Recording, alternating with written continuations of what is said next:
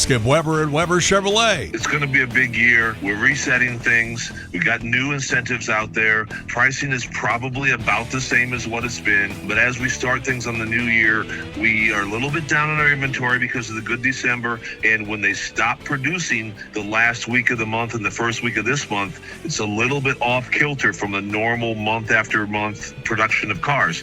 So we're a little bit down on our inventory, but our prices haven't changed at all because of it. You can always buy stuff and put your name on it coming in, but we have a lot of pre-owned vehicles. Trade-ins do that for us. Just check our website. I think you'll really, really like what you see because our prices are the best. And if you look at the reviews, we are by far the best reviewed Chevy dealer in a large radius. And that's based on reputation.com and dealerrater.com. So I just know we're the best place to buy. Granite City, Columbia, Illinois, 11270 and online at WeberChevrolet.com. The Weber Automotive Group.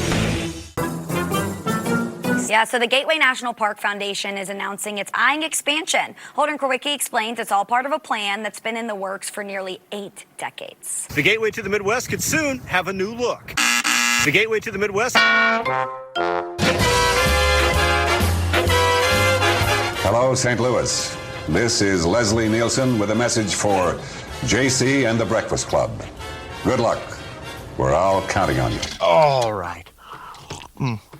Grabbing some coffee. Thank you. Hello, everybody. This is Albert Brooks, and I'm real happy to be here. Don't ask me how it happened, why I'm in this town. It's a long story, but anyway, they said, would you come down to the station, take some calls? I said, you got it. So call in, we'll chat, and have some fun. What do I do? Line 1 it is. Let's go. Hello, this is Albert Brooks. The woman that called in earlier about college. No, wait. I'm so sick of that. Save the trees. What are you going to build your house out of? Meat? No, sir. This is Albert Brooks. I don't know what call you're referring to. What the hell is going on? Okay, fine. Let's go to line 2 and... You can hear him talking. Hello, this is Albert Brooks. Hey, come over here. Oh, man, put down the phone. No. All right, let's go on. Line 3. Hello. Oh, my, listen. That's interesting. Hello? I play 11 other instruments. Very good. Goodbye. All right. I think this is line 2 flashing. Hello, you're on the air? Think funny. Turn your radio down. Hello? Just do the best you can. Hello? Hello? Turn your radio down. Move on. I think this is hello? Yes, okay. Hello. Ladies and gentlemen, I have had a BALL. I thank you all very much. I turn the program back over to numero uno. Have a happy, won't you?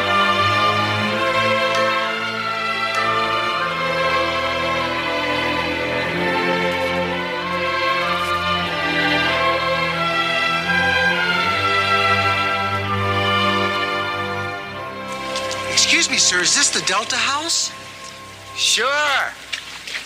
Come on in. You know, I've been thinking about this. You know what makes people violent? I don't think it's television or films. I think it's alarm clocks because it wakes you up abruptly, puts you in a bad mood. You're irritable, you're cranky. I think you should just wake up naturally with an alarm clock that has a human voice, like, come on, buddy, time to get up, pal. You're looking good. You got the whole day ahead of you. Come on, out of bed. Come on, let's go. Up you go. Come on, buddy. Come on. Up you go now. Move it. Let's go. Move it. Move it. Let's go. Let's go. Let's go. Then you hit the snooze alarm. Sorry, buddy. I didn't know what I was talking about then. Most of us on waking in the morning know exactly where we are.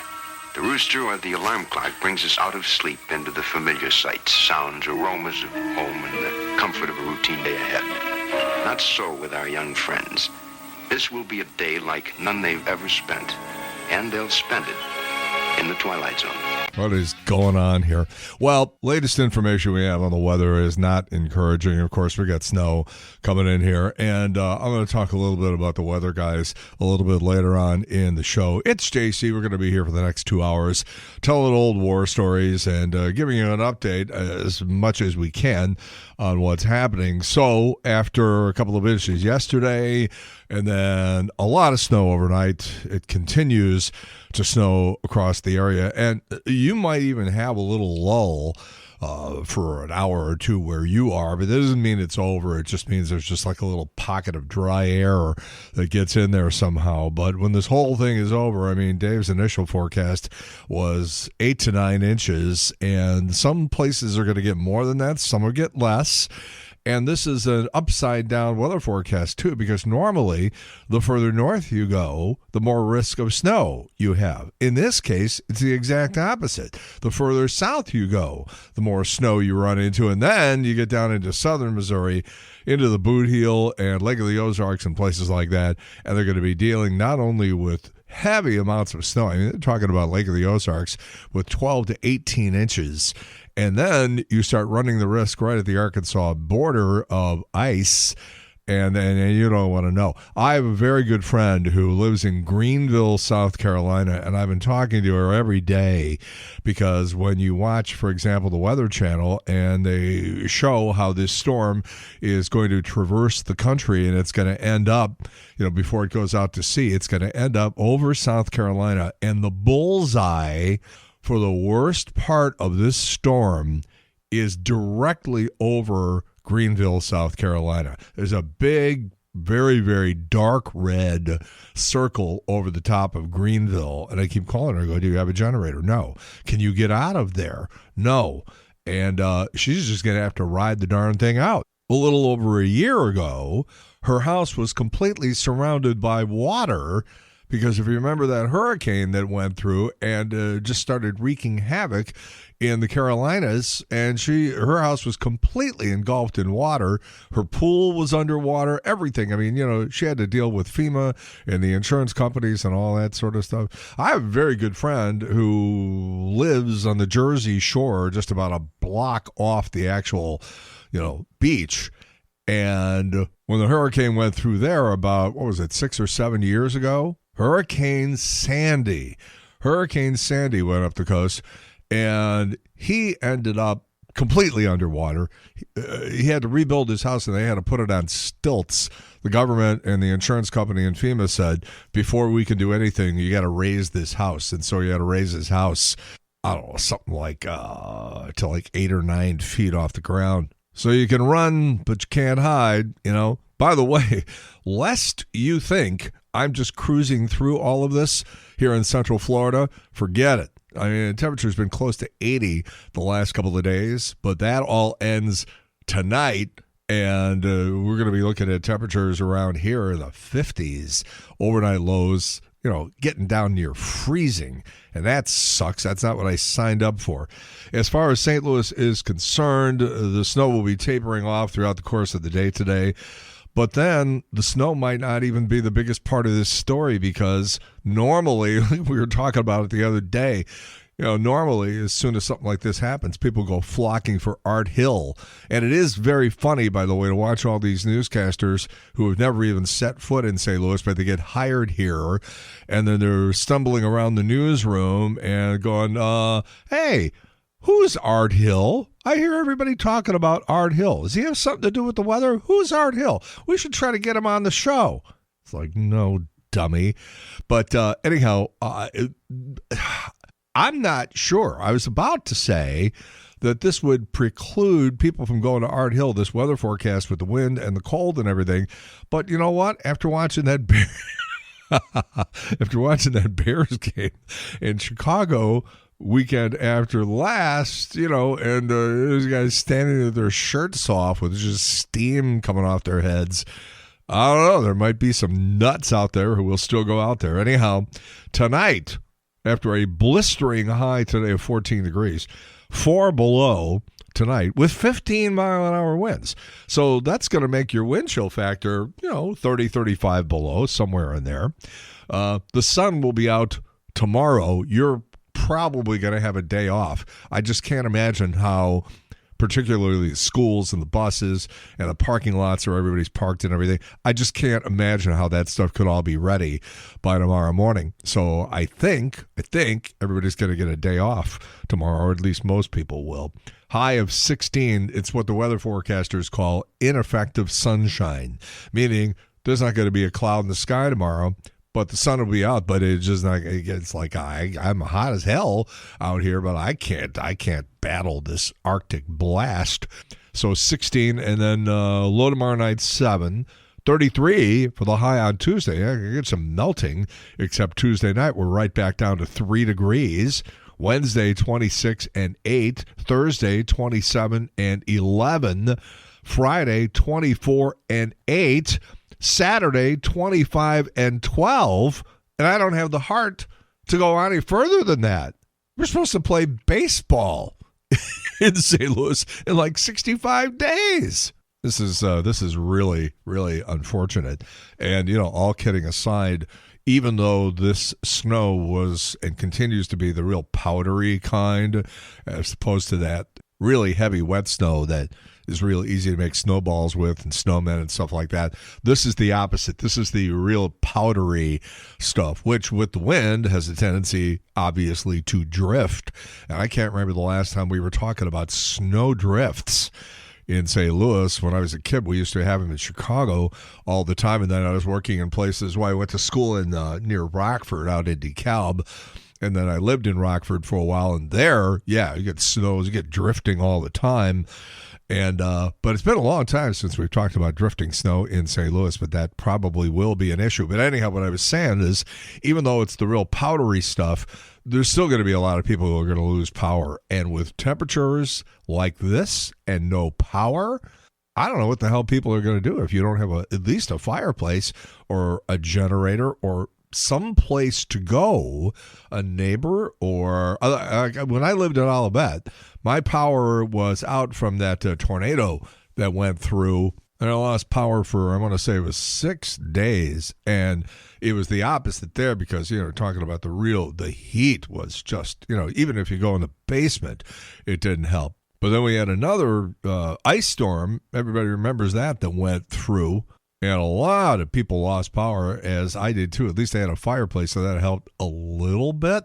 But I sure hope people have some sort of a plan. The long and the short of it is this is going to be a tough week. It's just going to be a tough week, and that's all there is to it. As George Harrison once said, this too shall pass. All right, as we do to kick off the show here on Sunday morning on 1019, 94.1 in the News Talk STL app, it's something we call the Weekend Pickup, a collection of semi-psychotic, meaningless, stupid, and pointless stories that may have flown under your radar. Let's go to press. All right, as long as you're trapped in your houses for the next couple of days, you might want to know the streaming premiere of Springsteen, Deliver Me From Nowhere is up. Of course, football tomorrow. You got the AFC Championship game. Denver hosting New England. The Pats are 4.5-point favorites in that game. The NFC Championship game. Seattle hosting the Rams, with Seattle 2.5-point favorites. Come on, don't let the Rams win anything. Please, please. New album from Van Morrison this weekend. He's 80 now. The album is called Somebody Tried to Sell Me a Bridge. Eagles compilation, the greatest hits 71 to 75, is the first album to sell 40 million copies. In other words, it just went quadruple diamond. It's amazing that people are still buying that. Bob Costas worked for NBC for 4 decades and sort of had an ugly, awkward breakup with them, and he's been absent from the NBC lineup for the last few years. He is returning, going back to host a new Sunday night baseball pregame show. The Goop Valentine's Day gift guide. That's that thing that Gwyneth Paltrow puts out every year, which is one of the reasons that people hate her. Includes a vibrator you wear around your neck and a $10,000 appointment with a lingerie designer to create your own 3-piece collection. By the way, the vibrator is 2.75 inches long. What, was it cold out or something? Variable speeds, and it's also waterproof. So take it to the Chesterfield pool with you this summer. Mommy, what is that lady wearing around her neck? And if you feel like taking things to the next level, you can kick it into turbo mode. The price, by the way, for this luxury vibrator, a whopping $165. Phil Collins shared that he has a 24-hour live-in nurse to make sure he takes his meds correctly. He's had 5 operations on his knee. Here's his quote: "Everything that could go wrong with me did go wrong with me," end quote. Dolly Parton got a fun gift from Bono for her 80th birthday. It was a live bagpipe player who played Happy Birthday for her. She said, "Well, that's a surprise. Are you calling me an old bag?" End quote. Vanna White finally married her partner. They've been together 12 years and for whatever reason just suddenly decided to tie the knot. And Chris Noth says he and Sarah Jessica Parker are no longer friends because she never asked for his side of the story when he was accused of sexual assault. Like Martin Mull once said, Hollywood is like high school with money. The FCC is threatening to force places like The View and Jimmy Kimmel and Colbert and really all the late night talk shows to give equal time to Republicans. You know, the laws that come out of the Reagan administration back in the 1980s are responsible for all this equal time stuff. And so without getting into a whole big, long spiel, it would be fascinating to watch somebody like Lindsey Graham go on with Colbert. I'd love to see Stephen Miller show up somewhere. This would be more fun than the Super Bowl. You could invite people over to watch that.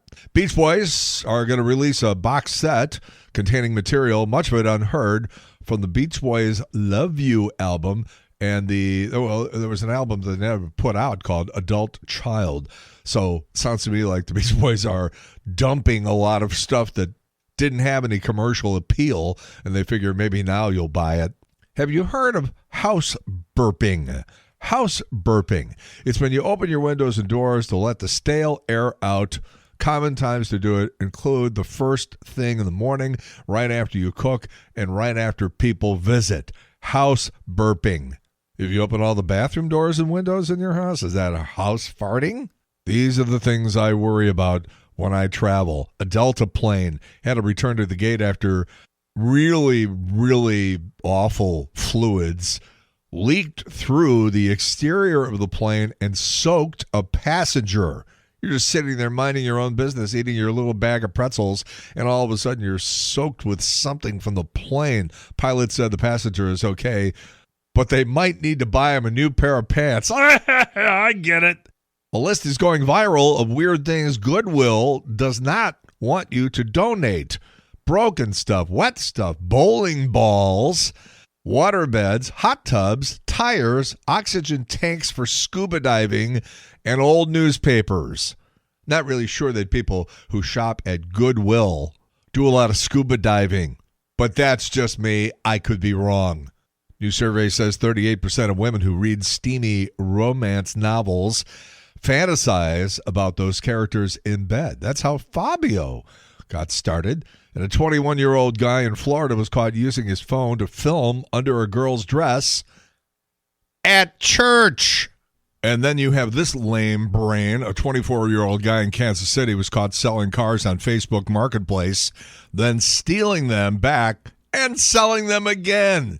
He did it at least 8 times between May and June last year. He got caught after he accidentally tried to sell the same car to the same person twice. Way to go, Potsy. Big science stories this week included a study that found cows are capable of using tools in complex ways. And knee replacements could become obsolete after a team at Stanford figured out how to regrow cartilage. I had a hip replaced 2 years ago, and the recovery was bad enough, but I'm told that the knee replacement, that those things are just brutal. The recovery time is long, and it is painful, and the rehabilitation is no fun and all that, so I guess I lucked out. If you're ever wondering why traffic is always so terrible, try this. As of 2025, there are over 242 million licensed drivers in the country, which is up from 237 million in 2023. About 86% of Americans ages 25 and older have a driver's license, but only 25% of 16-year-olds are licensed. That's one of those things that's going on that really has me puzzled. You know, when I was a kid, and I'm sure it was like this for you too, you know, when you're like 14, you're thinking to yourself, you practically have a countdown thing on a wall. And the second, usually the day that you turn 15 or 16, I forget what it was. But, you know, you'd be there, you know, at the doing the application of the whole thing. And kids just aren't necessarily into the whole driving thing. Oh, I forgot I was going to do this travel story too. What they did is they did a survey of flight attendants, and they said, what are the things that you see that people do that you can tell really, really upset not only you, the flight attendants, but also the other passengers? And here's the list. First of all, don't poke a flight attendant to get his or her attention. They do not like that. They don't want to be touched. Number two, people who think flight attendants are there to serve people food and drinks. Well, that's what I thought. They say it's a courtesy. Their main job is safety and security of the passengers and aircraft for getting from point A to point B. I'm not sure I'm buying that. Number three, using the lavatory as soon as you walk on. You're standing at the gate for 20 minutes and what? Number four, bad personal hygiene. I think that goes without saying. Leaving trash on the ground. When passengers wait until the beverage cart is out in the aisle, and then they decide they got to go to the bathroom, so they got to move the cart all the way to the front or the back so that you can go unload. Number seven, getting out of your seat during turbulence. Number eight, the inconsideration that people show when they don't put their smaller items under the seat in front of them instead of putting them in the overhead bin. Number nine, pressing the call button for silly reasons like to have the flight attendant pick up your trash. Number 10, drunk passengers. Number 11, parents who refuse to take responsibility for their unruly children. Number 12, if you're sick and you're not wearing a mask. Number 13, changing diapers on the tray table. Number 14, that just made me ill. Number 14, entitlement in all ways. Number 15, reminding me of their status. I already know. I don't care. Southwest, by the way, ranked number one airline again in this country. American and Frontier are locked in a tie for last place. We're still in the month of January, which means that a lot of the gym memberships are still active until people finally give up in February. And, people say, this is the year I'm going to lose all this weight. A poll of adults actively trying to lose weight found that the average dieter spends $12,000 a year trying to reach their weight goals. I guess that would include everything from a gym membership to Ozempic. Now, I'll end the weekend pickup with this story. This is a true story. We used to be friends with Howard Wood. Howard Wood was one of the founding guys for, I think the original name of what we now know as Charter might have been CENTCOM. I know they went through a couple of different names. I was a satellite guy, so I didn't mess with cable TV. But anyhow, whatever the company was called, he was one of the guys who founded it, and he was rich, and he had a farm about, maybe 2 hours southwest of downtown St. Louis, and they invited us to come for a weekend. Howard had his own lake, and they had boats and water skis and everything. I was water skiing. When I say it was a farm, it was a real farm and a ranch. And they had something like 2,000 head of cattle. And my oldest daughter, who was only about 6 at the time, when Howard told her that he had 2,000 head of cattle, she said, "What are their names?" And Howard just spit his drink out. It was the funniest thing. What are their names? Oh, my God. Anyhow, a cow in Austria was filmed using tools in complex ways for the first time. Oh, yeah, I made reference to this story earlier in the thing here. Cow's name is Veronica. They gave her a broom with a brush on the end to itch herself, and she figured out how to use both ends depending on where the itch was. It's called flexible tool use, and they say it's rarely seen even in chimps. All right, and we wrap up with birthdays for the last couple of days. And this weekend, Tiffany, Don't Call Me Amber Thiessen from Saved by the Bell 52, Mariska Hargitay 62, Robin Zander of Cheap Trick 73. His son lives right down the street from me. Chesley Sullenberger, Sully, saved 154 lives with that emergency landing on the Hudson. He's 75. Baby Spice is 50. Gina Davis is 70. I have a hard time believing that. Robbie Benson, 70. Jack Nicklaus, 86. And it was 69 years ago in 1957. I was alive for that. I remember when Whammo came out with the very first Frisbees. They sold over 100 million of them by 1977.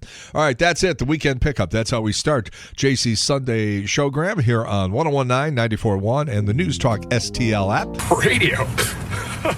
Who needs a radio? Like what you're hearing? Don't forget JC's Wayback Machine every Saturday night from 6 until 9 on 1019 and 94.1 News Talk STL and the free News Talk STL app.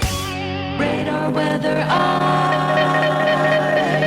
will it be cold or hot? Sunny and fair. Will the wind blow a lot? How's the weather out there? Yes, the answer is yes to all of those questions. It's going to do all of those things.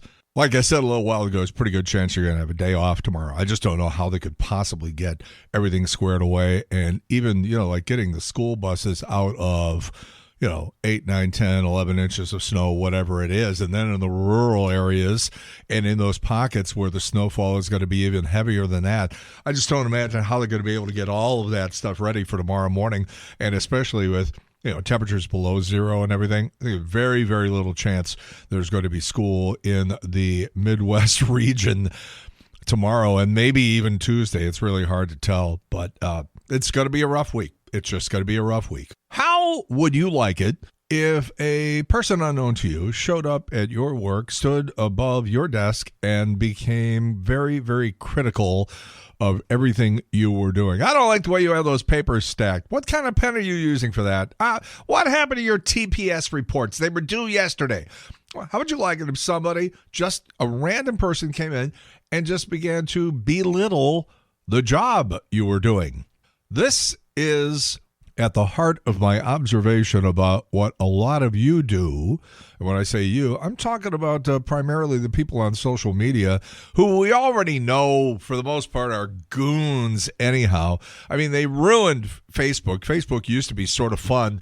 And now, probably 70% of what's on Facebook is just made up stuff, phony stories about everything from politics to sports to weather. There's a guy yesterday who put a map up and everything. He had the graphics indicating that St. Louis was going to get 38 inches of snow.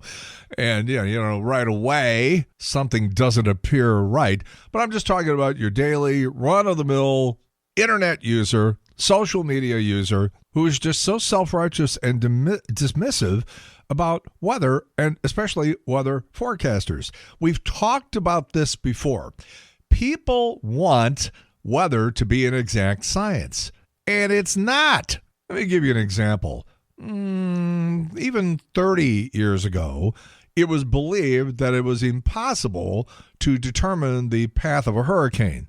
The scientists who work on that stuff are like, we just don't think that it's possible to do. Well, here we are 30 years later, and they do a reasonably good job. I mean, they usually come within 50 or 100 miles of where the thing is supposed to hit. That's pretty accurate considering the size of the storm and considering the size of the country, and especially the Gulf Coast or Florida or whatever.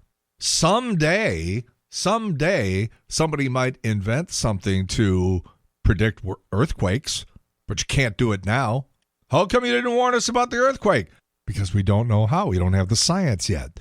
And similarly, weather forecasters, meteorologists, do not have the science available to pinpoint snowfall totals, especially 2, 3, 4 days out. As Dave always says, people start, projecting snow totals while the storm is still off the Pacific coast. Part of that is the TV station's fault. It's not even the weather guy's fault, frankly. I worked in television for a long time, and it's the producers and the news directors. Those are the ones, because they're like, people want to know this. People want to know. We're like, we don't know yet. Well, take your best guess. I don't know, 4 inches. Okay, fine, we're going with that. And then they put a thing up 4 days before the storm hits that it's going to be 4 inches. And then a couple of days later, they go, oh, we meant 14. The science doesn't exist for people to be able to project snowfall totals that far out from the actual arrival of the storm. Can you imagine calling a casino in Vegas and saying, hey, you told me the Chiefs were going to win by 6. They didn't cover the spread. Why didn't you tell me that? Well, because we didn't know, and there is no way to know. Similarly, there is no way to know, especially a couple of what Dave always says, until these storms get over the Rockies. You got to get over the Rockies because the Rockies are capable of really shredding up storms, and whatever's left is what we end up getting. So until the storm crosses over the Rocky Mountains, over the Continental Divide, it's almost impossible to know totals. I know people won't do it, but when I do take the time to respond to people who say really, really crummy, awful things about the weather men and women who are doing their best to try to tell you what they know based on the science that's available, and people will go, they're always wrong. And I always say, get a notepad out and watch the weather at 10 o'clock every night for an entire month. And then at the end of the month, see what their accuracy rate was. You're going to find out it's about 85%, somewhere in there, 80 to 90% of them being right. Like I said, people won't do that because they don't want to be told that they're wrong.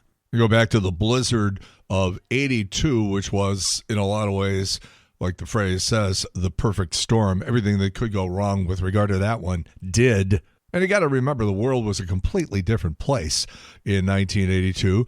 Nobody, outside of a couple of guys living out in the country, nobody had four-wheel drive vehicles. Now everybody's got one. Even snow removal and snow prevention of accumulation, like they put down that stuff that the snow doesn't like, so when it hits, it melts immediately. That only works, I want to say, to about 18 degrees. Once it gets lower than 18, that stuff doesn't work very well anymore, but they try. And the snow plows have become more numerous and a little more efficient. But the fact that almost everybody has, front wheel or four-wheel drive now, the blizzard of 82 would have been a completely different thing. Now, if the snow's deep enough, you start getting into like 10, 12 inches. Doesn't matter what kind of motorized vehicle you're operating, you're screwed. You're not going to be going anywhere. And speaking of the world being a different place, this Wednesday, the 28th, is the anniversary from back in 1978 when the weather forecast did not look good. And, talking about the world being a different place, radio stations are not like they are now. Radio stations you can run via computer. You could run an entire station from a closet at somebody's house. The entire station could be operated that way. Well, back in 1977, or 78 rather, when this story goes back to, you had to have a live person in the place operating things. We were still using vinyl discs back then. There were no computers or anything like that. So if you didn't have live people there spinning the records, you didn't have a radio station. And a bunch of us got snowed in. And oh my God, after the second day, I think we had either broken the glass or figured out some way to break into all of the vending machines. And we were basically living on candy bars and potato chips for 4 days. I mean, that was how much snow was that? Oh, that was 23 inches in Fort Wayne. 23 inches of snow. And by the way, the radio station was on the fringe of town. That didn't help either. Finally, on the fourth day, they snowmobiled us out and got to my apartment. My apartment was the closest one to the radio station, so they said, we're just going to take all of you there. So I had half of the staff of WMEE in Fort Wayne. WMEE Fort Wayne for the greatest summer of your life. That's how we had to talk back then. But I had half the staff living in my apartment until they could get out. It's interesting, too, because tomorrow is the anniversary back in 99 of the Pope coming to St. Louis. And if you'll recall, up and down Lindell and a couple of other major thoroughfares, they had all that bright orange plastic snow fencing up and down Lindell and other places because that was supposed to suppress crowds who were going to try to wave to the Pope as he got from the airport to, I guess, the Ritz-Carlton or something like that. I don't think he was staying at a Holiday Inn. That's too bad because we could use that snow fencing for the next couple of days because there will be some blowing and drifting. But moral of the story, go easy on the weather people because they're doing the best job they can with the technology that is available in 2026. Technology that is not perfect. Therefore, weather prognostication is not an exact science. Just because you want it to be doesn't mean it is. Oh, and one last note. On the blizzard of 82, I'm laughing because I know what's coming. Everybody knows who Jim Belushi is, right? According to Jim, and he was in the Blues Brothers 2000. He's had a couple of different TV shows. He's a pot farmer now in Oregon and apparently doing pretty well with all of that. Anyhow, back in 2007, we had a conversation with Jim Belushi, and it turns out Second City is the improvisational comedy troupe in Chicago. They get a lot of people for Saturday Night Live out of Second City. And this goes all the way back to the 50s with Elaine May and Joan Rivers and Robert Klein, and all these people came out of Second City. And then they had a Toronto company of Second City. They had one somewhere up in, I want to say it was Calgary, Alberta. And a lot of the people who had the SC TV show, like John Candy and Joe Flaherty and Catherine O'Hara and Bob and Doug McKenzie. Coo, coo, coo, coo, coo, coo, coo, coo. Oh, take off, eh? All of those people came out of Second City it was Edmonton. That's what it was. It was Edmonton, Alberta. But before you could, get the star treatment and be on TV and that sort of stuff, when you're just starting out, you might be like in your early 20s and you're just really, really new at all of this. They put you in something called the Second City Touring Company. And you travel around the country in a van with all of the performers and a piano player. Matter of fact, on KTRS, if you ever heard a traffic guy by the name of Ed Smarin, very, very low voice, good guy, and he used to be the piano player in the Second City Touring Company that included Amy Poehler, going back about, 30 years. So they put them all in a van, and they played a lot of colleges and universities and stuff like that. And that's sort of how you earn your chops. You get your chops doing that sort of stuff, and it's not glamorous. You're not making any money, but it's just part of the process. Very, very similar to the minor leagues in baseball. It's not glamorous. You're not making a lot of money, but it's part of the process you got to go through to get to where you want to be. So anyhow, the blizzard of 82 starts bearing down on the Midwest, and somehow they started splitting up the members of the Second City Touring Company, of which Jim Belushi was part. And it was just him and the piano player, and Jim Belushi picks up the story from there. Oh, my God. We got stuck coming from Toronto shooting the Second City TV show. Chicago was shut down, and we went to St. Louis, and they put us in a nice hotel there. And but we all our clothes were on the plane. The baggage never made it, so I had like a T-shirt and a junky old coat, and I was with my piano player Fred Kaz, and he had a 3-piece suit, and he was really short, and I'm really big, and we couldn't get into dinner without a sport coat, so we walked out into the lobby after they refused us, and he kept his vest and tie and gave me a sport coat. And it was, it came up to my elbow. And the maitre d' finally said, "Oh, just come in." He sat down at the greatest thing. It's a really funny visual image right there from Jim Belushi. It's JC's Sunday Showgram on News Talk STL. Oh, I'd love to be an Oscar Mayer wiener. That is what I truly like to be. 'Cause if I were an Oscar Mayer wiener, everyone would be in love with me. Oh, I'm glad I'm not an Oscar Mayer wiener. That is what I never want to be. 'Cause if I were an Oscar Mayer wiener. Hold it, wait, stop that song. Wait a minute. I remember as a kid not liking that song because the next line is, but because pretty soon there would be nothing left of me, meaning you're basically being eaten. And you're 5, 6 years old and you hear that song and it's like, it was sort of traumatizing, to be honest with you. I'm glad I stopped it. I don't need to be on a psychiatrist's couch again after all that. Anyhow, with all that in mind, yes, the Oscar Mayer people are looking for operators of the Wiener Mobile. And the thing about it is there's several of them. They have them regionally stationed throughout the country because it would be too much to expect the Wiener Mobile to cover the entire country. So they have like a half a dozen of them or something like that. We have been visited on numerous occasions by the Wiener Mobile. I'll get to that in a minute. People always want to know what's inside the thing? Well, it's a lot of prizes and stuff like that. But in terms of the actual hardware, it's a Chevy van, which has been converted. But you get inside the thing and you feel like you're sitting inside a Chevy van. And then they just, put the giant wiener, glue it on there or staple it, whatever they do.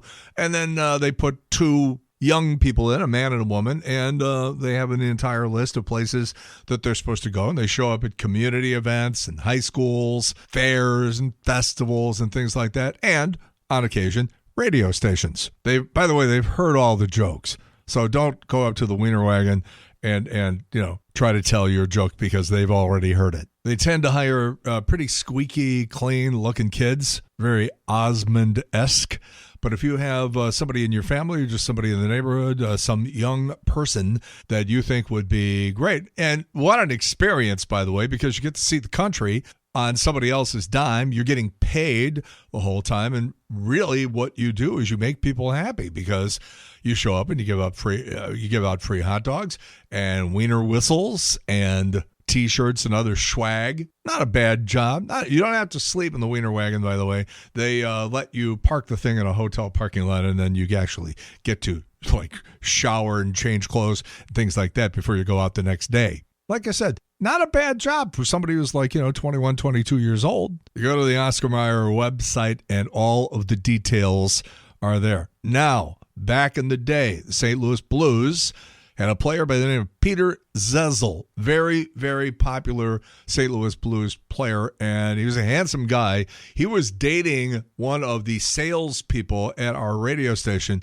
at the time. She was extraordinarily good looking. I'm sorry to say that has not stayed with her. I worked with her for about 8 years, and I ran into her and her equally obnoxious friend at the El Monstero show out at Hollywood Casino Amphitheater last summer, and she pretended that she had never seen me in her life. And that's probably due to the fact that she was with a woman who cost me $20,000. I'll have to tell you that story some other time. I refer to it as the $20,000 joke that got me in trouble and cost me $20,000. But I digress. Peter Zezel unfortunately died at a very, very young age. He had some sort of blood disease or something like leukemia or something like that, and took him out. I don't think he was even 50 years old, was he? But Zezel was a character. He was a very funny guy.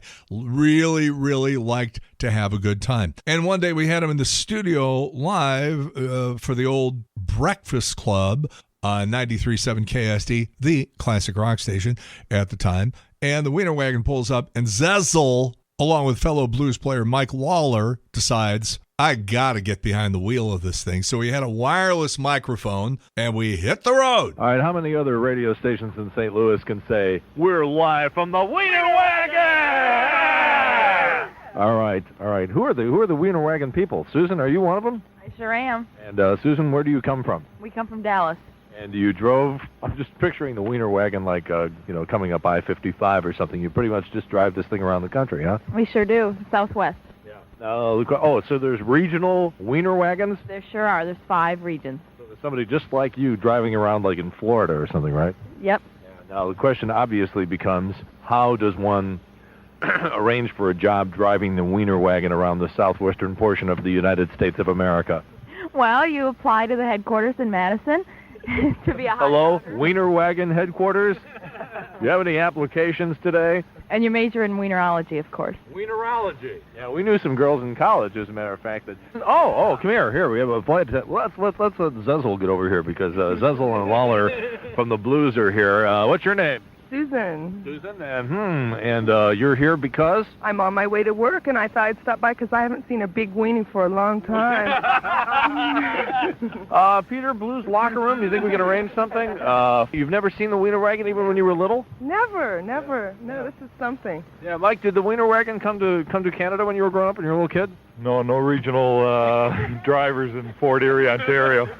Now, you were amazed because I actually remember how to do the wiener whistle. Here, hold this, Joe. I actually know how to do this. I got it on the second try. I got a defective wiener here.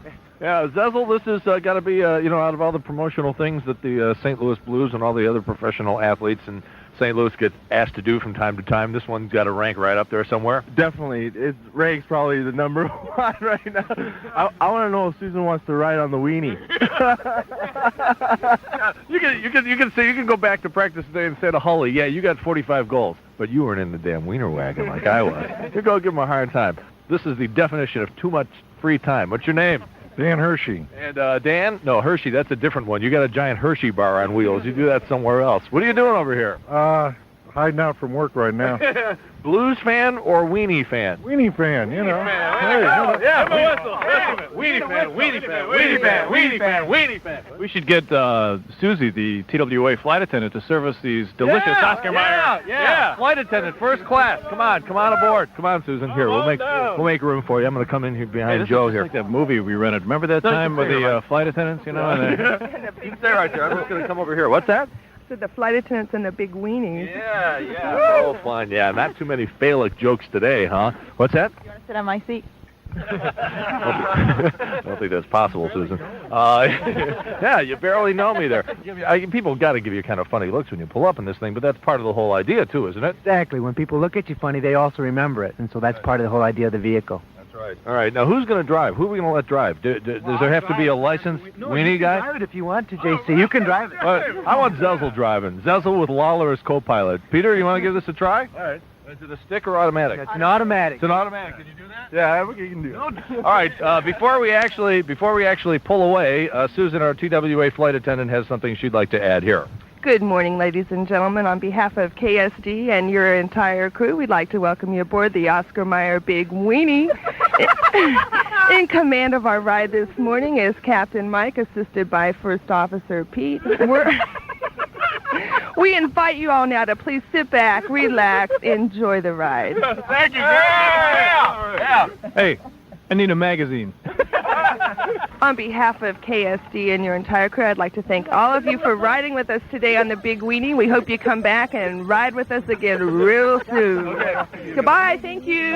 Thank you. Goodbye. Goodbye. Thank you. It's JC's Sunday Showgram on News Talk STL. To all of the obnoxious people on social media who said, I bet you the thing misses it. Maybe we'll get an inch. You deserve an inch of a knuckle sandwich. You know, they started talking about this thing almost a week ago, and you could see it coming. And it's just fascinating to me how these people with no meteorological background, no science background of any kind are just yapping away on social media about what they think's going to happen and how the weather guys are always wrong. I bet you we get nothing. Well, fine. I hope you have a very, very pleasurable and satisfying day shoveling nothing out of your driveway. You know, I was talking about this last night on JC's Wayback Machine that airs 6 until 9 o'clock. That's the music show. Saturday nights we play music. Sunday morning we talk about stuff. So last night we were talking about this a little bit. The broadcasting industry has changed so much over the last, even 10 years, let alone 20 or 30.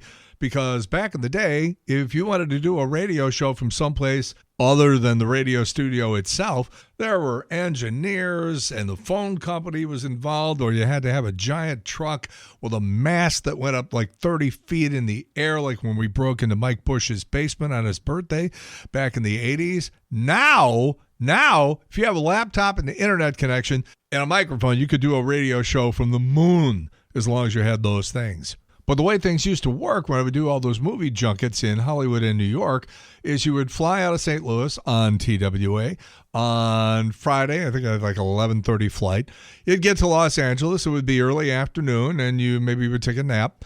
And then you'd go downstairs, catch the bus, and the bus would take you and about, 150 other movie critics from around the country to some sort of a theater. You would see a movie, a brand new movie, and then on Saturday morning you'd get up and you would do all of the interviews with all of the movie stars from that movie, and that would extend into the afternoon, just from the USA press alone, because then you had print journalists and you had foreign journalists and all that sort of stuff. But our group was probably about, maybe 75 people, and it takes a long time to crank out all those interviews.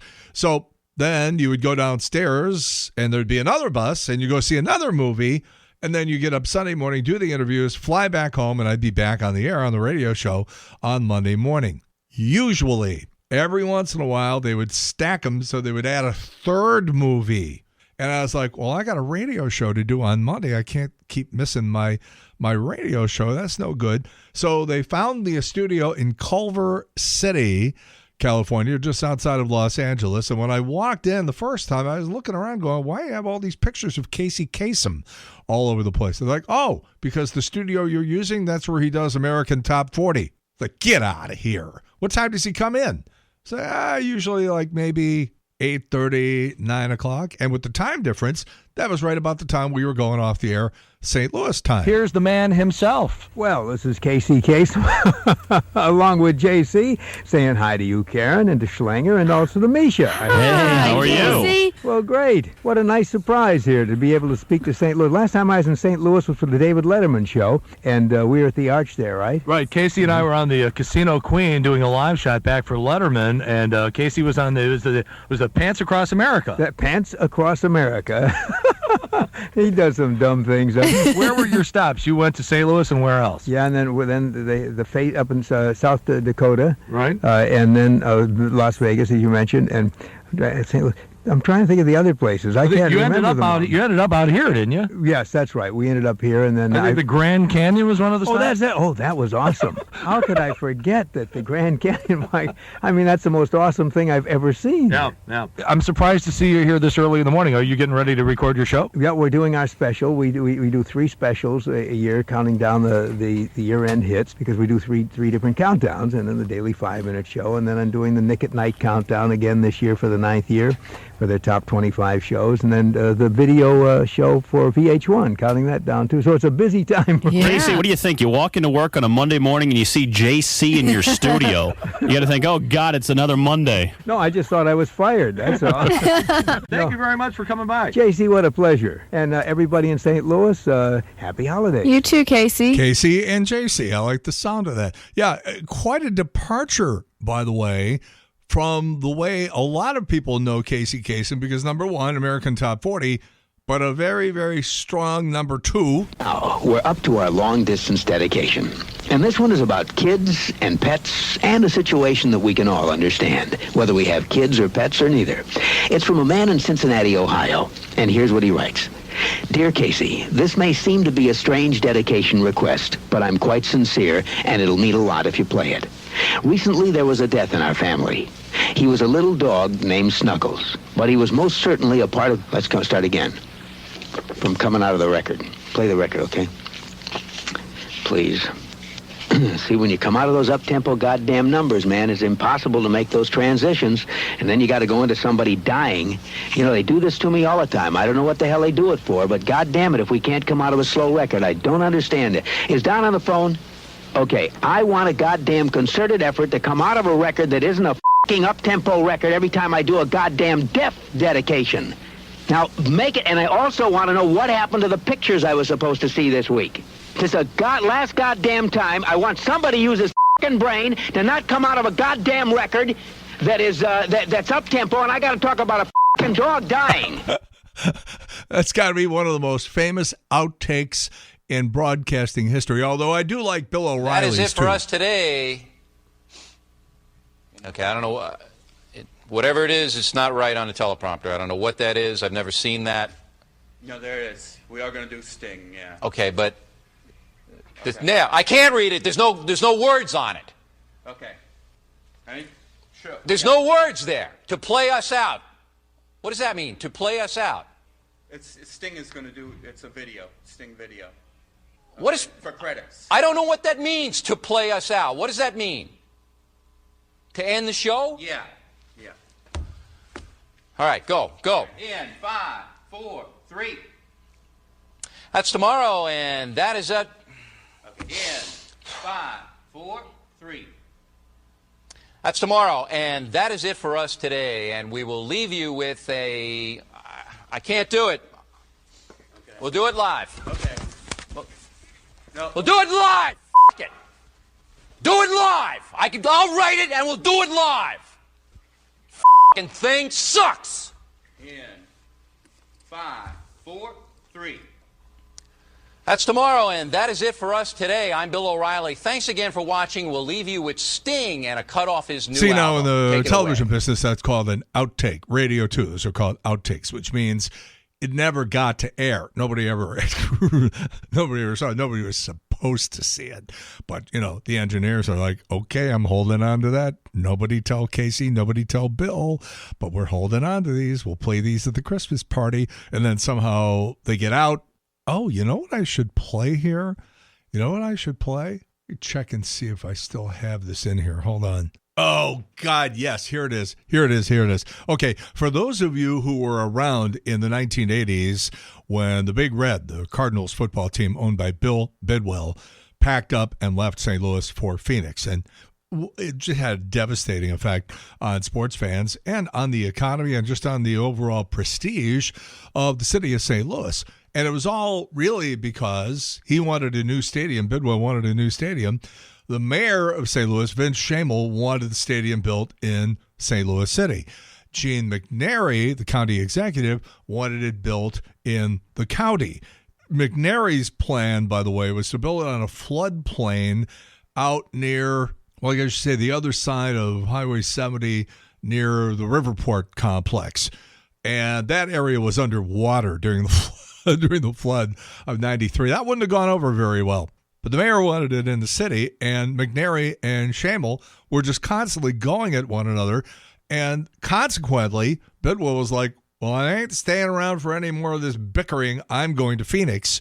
And we ended up with nothing. So a lot of these, bald old men chomping on cigars, once a year they have this thing. I think it still is going on in St. Louis. It's called the Nights of the Cauliflower Ear. And like I said, there's a bunch of old guys just reminiscing about Bronco Nagurski and stuff like that. And in addition to a dinner and a bunch of old guys, old sports guys sitting up in the dais telling old war stories, and they get some sort of a rubber chicken dinner, and they hand out some sort of an award to somebody and all that. They put on a little show. And in this particular case, they talked Gene McNary. This is really him, the county executive.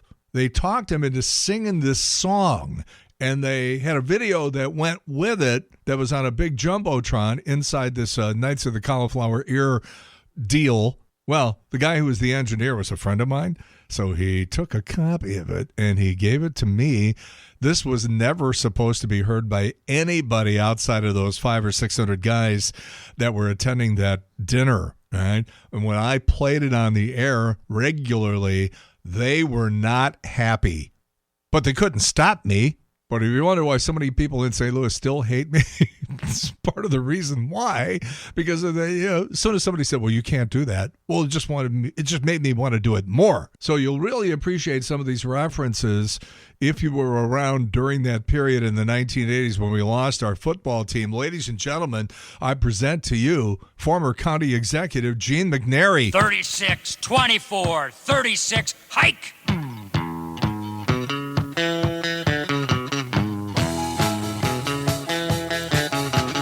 I'm Gene McNary. I got something to say. The football cards need a new place to play. 20,000 more seats for the fans to choose. So 20,000 more can watch them lose. Environmentalists see the light. You're gonna lose this silly fight, 'cause everybody knows I'm always right. Post-Dispatch is siding with Vince. Building on a floodplain don't make sense. When the water gets high, you're gonna find Big Red can tread water while they hold that line. Hold that line! Hold that line! I don't care what they say. Don't believe the EPA saying my dome's gonna float away. Cards gotta stay, 'cause this is their home. Bidwell's boys don't need to roam.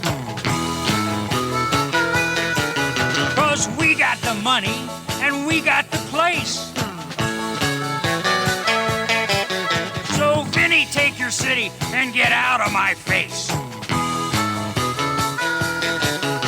And if the Mac Dome should crumble in, look at the positive side, my friend. I'll never get elected again. I guess by now you've heard the news. Bidwell's put on his traveling shoes. So stand up, Mayor, and take your bow. It's gonna be different on Sunday now. Big Red's found another home. The blame is yours and yours alone. 'Cause you put the poo-poo on my dome. This time, city boy, you went too far. You won the battle, but you lost the war. So don't tell me I'm always wrong. You should have stayed downtown where you belong. Hold that line, hold that line. 'Cause now your neck is on the line. Without your mouth, we'd have done just fine. Why don't you put City Hall where the sun don't shine? Hold that line, hold that line. Like I said, that was really him, former county executive Gene McNary. Oh, God. 20,000 more seats for the fans to choose, so 20,000 more can watch them lose. Radio? Who needs a radio? Like what you're hearing? Don't forget JC's Wayback Machine every Saturday night from 6 until 9 on 101.9 and 94.1 News Talk STL and the free News Talk STL app. The main reason we are here on weekends on News Talk STL 101.9, 94.1 is the benevolence, the friendship, the media savvy. Have I kissed up enough? My buddy Skip Weber, the Weber Automotive Group. Outside of the obvious effect that it would have on a business, just on a personal level, are you a fan of snowstorms? Because I always have been. I love the anticipation, the excitement, and the, just sort of watching the thing barrel in on us. I love snowstorms for about 48 hours, and then you can have them. It always is stressful on the business. I've got the dogs. Different times in my life, I've had different yard situations where I could let the dogs out, and I got a mud room they can dry off. Right now, we're living in the condo. Any kind of wet outside is a really bad thing. They don't want to go pee. They don't, it's different situations, so it's rough. But all that being said, I love snowstorms. Negative after negative after negative about it, but I love them. One of the things I'm going to be talking about this weekend is it is the anniversary from back in, 1978. A bunch of us from the radio station in Fort Wayne got trapped in the station for 4 days. And we had no provisions. We busted into every vending machine the building had, but we were really screwed. Finally, some lady across the street made us soup because she could hear us on the air, and there was no digital opportunities back then. You couldn't flip a computer on and just let the radio station sort of run itself. You had to have a live body sitting there talking and playing songs the entire time, and it was all over 23 inches of snow on this whole thing. Wow. And it brings up an interesting question, because eventually they had to snowmobile us out, because nobody back then had four-wheel drive. Nobody had all-wheel drive, and now everybody has it. If the snow is really deep and your car is not raised up, it doesn't matter. But as far as traction goes, when you got some stuff on the ground, that all-wheel drive makes all the difference in the world. The thunderstorm snowfall of 82, I was caught at a friend's house for 4 days. Very similar. Up until I would say, if my memory serves me correctly, the late 80s, that's when you started to see, front wheel drive, and you had to lock the wheels. What was the car industry, particularly Chevrolet, thinking as to why America's drivers wanted or needed all this front wheel and all wheel drive? Well, when the car was first invented, they didn't really have all that. things. Oh, we got to worry about how it is in the snow. I mean, all they're trying to do is get rid of the horses and the horseless carriage. So it started out with the rear wheel drive is a philosophy of pushing the car. You're pushing the car from the back wheels. The engine powers the back wheels. The front wheel drive is the exact opposite. The front wheels have the power. That's where you steer from, but it also is pulling the car. And that's why it's so much better traction than rear wheel drive, because when you're pushing it, but your front wheels are controlling the direction, that doesn't always jive when it's slick, because the front wheel's not controlling the impetus. They're just pointing the wrong way, but if you're pushing and you're not getting hold on the front, you can go straight even though you got the wheels turned. And I would say, I don't really know the history of it, but I would say probably the Army and how much better Jeeps would be in combat situations or in rough terrain or off-road, having power to each wheel. They probably learned a little bit about that. And of course, it's more expensive to build, and that's why it didn't start right away, but it's just so much safer. And once they get the all-wheel drive versus the four-wheel, and it becomes more able to be mass-produced, the expense can be a little bit reduced. As they say, this too shall pass, and after the ice and the snow and the cold and everything is out of here, we're getting ready to go into the month of February. And update us on what's happening at Weber Chevrolet right now. Well, we've got some really good incentives on the new vehicles, but the story for us, for some reason, the beginning of this year is our pre-owned vehicles. We're really selling pre-owned at a really high pace. Now, a lot of that could be how much we have in stock because of our great end-of-year sales and all the trade-ins we have. But we also have a history of buying vehicles at the end of the year at auctions and acquiring them, because kind of a lot of other people pull their heads in and don't do that. So there's always some good buys. So we always have a bit more on the lot. And right now it's paying off. I mean, we're selling, and it's neat because we're selling everything.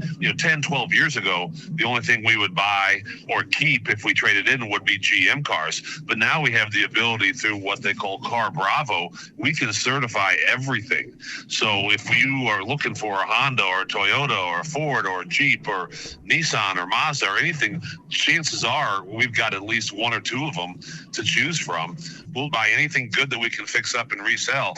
So we've got basically every nameplate on our lots, and it's going pretty good right now. All right, there you go. 3 locations: Weber Chevrolet, Granite City, Columbia, Illinois, Olive 270. Online, of course, WeberChevrolet.com. Ford dealership in Metro East as well. The Weber Automotive Group, responsible for everything I'm doing on this little old radio station, and we thank you. Skip, have a great week. Stay warm, stay dry. Just, it might be a good idea just to stay. And we'll talk to you in a couple of days. Thanks, Skip. Sounds good. Thanks. For a hole in your head or a whole new head, J.C. Corcoran. On Saturday nights, we play these old songs that nobody plays anymore. Part of the problem is just demographics, because these songs from the 60s and 70s, well, you have to be at least like 65 years old to be able to know the song and to appreciate it. And the advertisers do not believe that the 65-plus crowd is attractive enough for their advertising dollars. Forgetting, of course, that the 65-plus crowd, we're the ones that have all the money, dummies. Yeah, but Saturday night we play music. Sunday morning is predominantly talk here from 7 to 9 as we tell the old stories. And boy, do I have one here. Jeez, you're not even going to believe this. Part of the problem is you're going to have potential difficulty following this story, but I'm going to do the best I can. So when the world worked properly, your local news would come on at 10 o'clock, and then Johnny Carson would come on at 10:30. And then there was always some show after that, like Tom Snyder or something like that. That's when the world worked. Well, then, a guy that I will be eternally grateful to, even though he has passed on, Bill Bolster was the flamboyant, larger-than-life general manager at KSDK Channel 5. He was the reason why Channel 5 was so dominant for so long, 80s and 90s. You could combine the ratings of all of the other stations that were on the air at 10 o'clock, and it still didn't add up to the audience share that we had on Channel 5, and I was proud to be part of it. But Bill had some nutty ideas. From a financial standpoint, they weren't nutty, and here's the deal. The advertising agencies, the guys who spend the big money, Pepsi and Honda and at the time AT&T, all that stuff, there was an advertising rate that was good up until midnight. In other words, they could charge a real lot for commercials, but at midnight, the advertising rate went way down. So Bill Bolster at Channel 5 said, well, how about this? How about we delay David Letterman, who was on NBC at the time, how about we delay him by a half an hour? And then what we're going to do is we're going to put in Love Connection. Why would you do that? Because on a syndicated show like Love Connection, meaning that it was a show that was individually purchased by individual television stations around the country, as opposed to something coming in from the network like David Letterman or Johnny Carson. With those syndicated shows like Love Connection, one of the attractive features for television stations was we get to plug in more of our own local commercials. That's how the system worked. So you could squeeze in maybe 4, 5, 6, 7, 8 additional local commercials for Weber Chevrolet. At the time, St. Anthony's Hospital. Here's an 80s flashback.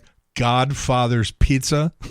These are all local guys. So you could plug in all those commercials and make a ton of additional money that you couldn't make because the network feeds like David Letterman and Johnny Carson don't give you those availabilities to plug in your local commercials. So Bill Bolster at Channel 5 said, well, this is an easy one. We'll put in Love Connection at 11:30 after Johnny Carson, and then David Letterman will come on at midnight, and everybody goes away happy, right? Wrong.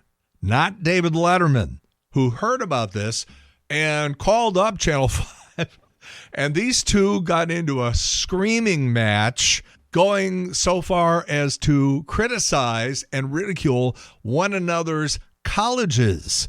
Bill Bolster went to Iowa State. David Letterman went to Ball State. And they're hurling insults at one another. And the result was David Letterman stayed delayed a half an hour every night. So now it becomes even more complicated. The local television stations all over the country kept petitioning the NBC television network saying, can you give us an extra 5 minutes on the 10 o'clock news? That would extend the news from 10 o'clock to 10:35. Well, why would you want to do that? To put in more exciting, compelling, journalistic local news stories at 10 o'clock? Of course not. It was so they could plug in 5 minutes of additional commercials. Again, with the frickin' commercials. So after much petitioning, NBC finally caved in and said, okay, Johnny Carson will start at 10:35 on the network, and you guys go ahead and do whatever you want to do until 10:35. All well and good, right? Wrong, because the deal was only good for Monday through Friday. So now, what do we do with Saturday Night Live, which comes out on the network at 10:30 on Saturdays? Not like 10:35 like during the week. Back to 10:30, the original time of Saturday Night Live. So what does Channel 5 do? They mess up. They've still sold commercials for an additional 5 minutes. Well, now what do we do? And this is where it starts to get complicated, as if it isn't already. So now Channel 5 is like, okay, you got to come up with something because we got to figure out some way to delay the start of Saturday Night Live until 10:35. How do we do it? Engineers, this one's on you. Let me know when you have a solution. So again, you got to listen carefully now. So here's what they came up with. Again, they're trying to delay the start of Saturday Night Live by 5 minutes. So they have 3, well, we call them VTRs, videotape recorders. You call them VCRs. VTRs used tape cassettes. They were much larger because you could get better resolution and audio fidelity and all that using a wider tape. So we had these. They had these 3 VTR recording units. So here's what they came up with. At 10:30, we hit the record button, and it starts recording Saturday Night Live at 10:30 while our news is still going on Channel 5. But now, in 5 minutes, they got to start SNL. What do we do now? Aha! A second video recording unit begins taping Saturday Night Live beginning at 10:35, while the first one automatically rewinds itself, cues itself up, and at 10:35, boom, there's your cold opening of Saturday Night Live. But remember, that is only good for 5 minutes because the recording runs out, and VTR number 2 has taken over recording at 10:35. So what happens at 10:35 when that tape runs out? VTR number 3 begins recording Saturday Night Live, while VTR number 2 automatically rewinds itself, cues itself up, and at 10:35 when the first tape runs out, the second tape automatically kicks in seamlessly so that you don't know the difference. But yes, you did. You know why? Because the damn thing constantly screwed up. And you'd be watching a sketch, and all of a sudden it would just jump cut to some other part of the show. And then you'd be watching that, and then that would cut itself off, and it would be in the middle of a different part of the show. The system, in theory, was supposed to work, but for whatever reason, it did not. This went on for close to 2 years at Channel 5. And you're sitting there watching going, what the hell is going on? Is it my TV? No, it's the TV station. So some of you out there don't like me because you're like, you always were fighting with management. They couldn't have been wrong as often as you said. Want to bet? Have a good one. See you later. Bye.